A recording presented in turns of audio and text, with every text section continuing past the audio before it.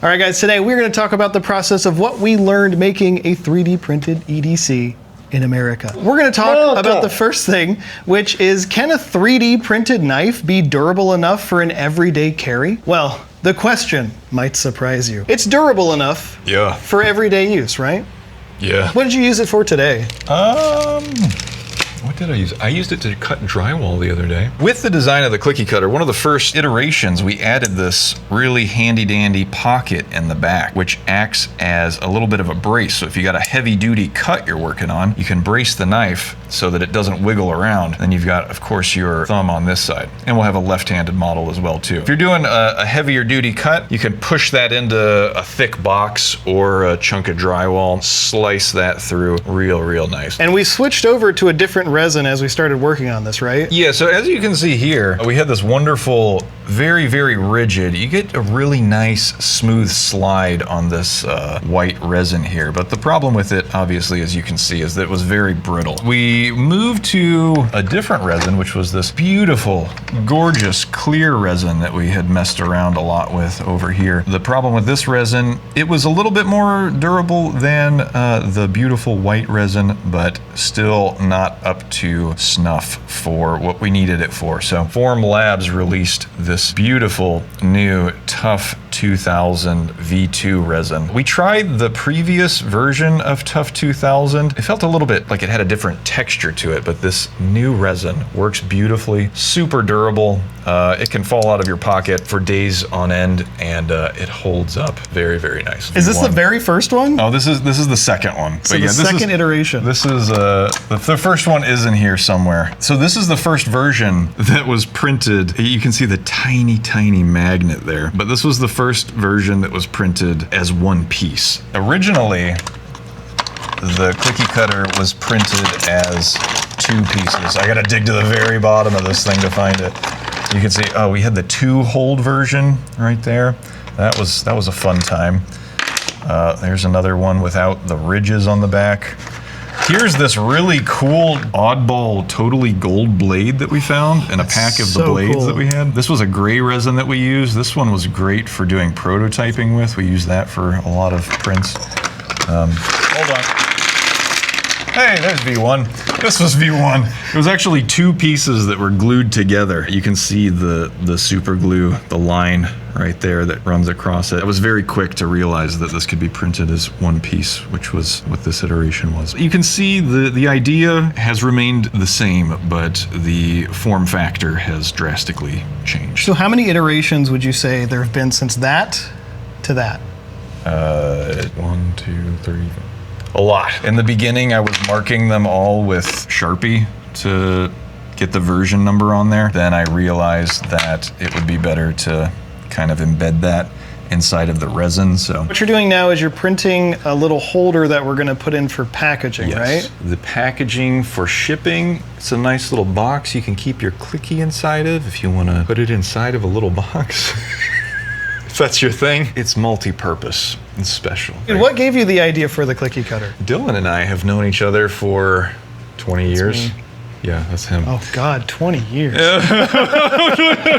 I'm old. He knows that I have always carried a pocket knife. I kind of had a lot of really fidgety ones. Bali songs, butterfly knives. I did karambits for a little bit. I started to realize that I did not like having dull knives, and I also do not like sharpening knives. But I wanted something that was easy to carry, but also still had that playful aspect to it. I bought several different things, and they all had fatal flaws that I did not like. And I got to a point where I determined that the way forward was to make my own. You know, one of the coolest features is the fidgeting on it, which was an accident, right? Yeah, I had no idea that I was making something. I just wanted a blade that was really tiny, low profile, and I could swipe really easily with my thumb. The swiping was kind of the whole point, but is this V1? This has this tiny little magnet in the back of there. The magnet is much larger and more powerful now, but this is kind of where it all began. So this is the new one. It's got a back plate here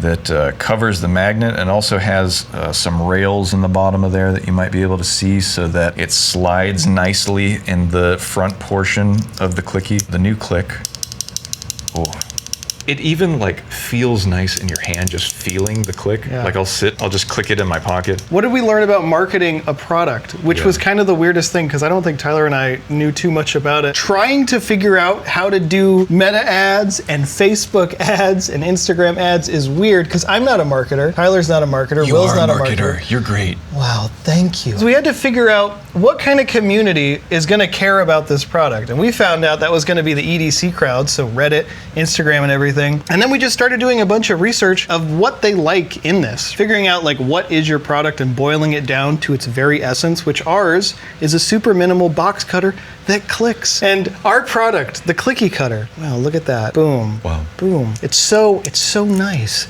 But we had to figure out how we were going to get this in front of people's eyes. It's all about everyday carrying and 3D printing and fidgeting, because that's like the main things that make up the product. So in the USA. And we started making a lot of shorts, just talking about the product, what it does, and just fun ways to use it. Like typically I flip it in almost every single video, and we try to show using it as something to cut boxes with. I've cut an orange with it, taken it to the beach. Tyler, have you thought of anything in terms of marketing as we've worked on this? I don't know what I'm doing. You don't really have to tell somebody how to use a knife. They kind of intuitively know that. I've just started showing how you use it, which is the swiping, the function that it has, which is the clicking, and obviously cutting Amazon boxes and things like that. And I can literally chuck this thing like on the ground, throw it right down there. It doesn't want to stop looking at me, man. I know. And like, look at that. There's no cracks, there's no damages. Do I have any idea what I'm doing? No. Clicky Cutter, 3D printed, fidgety, light duty utility knife. The final question of the video is when and where does Clicky Cutter launch? So we are officially launching our Kickstarter on July 7th. That's my birthday. Why did we decide to pick Kickstarter to launch this product? So we get a bunch of orders up front. We designed this product to be exceptionally scalable. We can scale horizontally instead of vertically. Essentially, if we can determine the interest in the Clicky Cutter up front, we can determine how wide we need to scale in order to accommodate the number of orders. Yeah. So the more orders we get, the wider we can scale, and we know how much throughput we need, and we can plan for that. That's true, and that kind of brings us back to the marketing aspect of this. While we're trying to figure out how to scale a product like this, we're learning that we can use platforms like Kickstarter to gain actual interest before we go all out and, invest thousands and thousands of dollars. We've just kind of found that Kickstarter tends to be the best way for us to move forward with this, but also at the same time, it's really cool to use Kickstarter. Because it's like, I've seen so many Kickstarter projects over the years, and I know Tyler has as well. Finally being able to like put one of our products on Kickstarter, dude, that's pretty cool, isn't it? Yeah, it's pretty cool. It's pretty cool. Kickstarter is gonna go live on July 7th, so if you are at all interested in our 3D printed, super minimal, fidgety EDC box cutter clicker, whatever name you wanna give it, but the link is gonna be below, and we are so excited to show off what we're actually working on.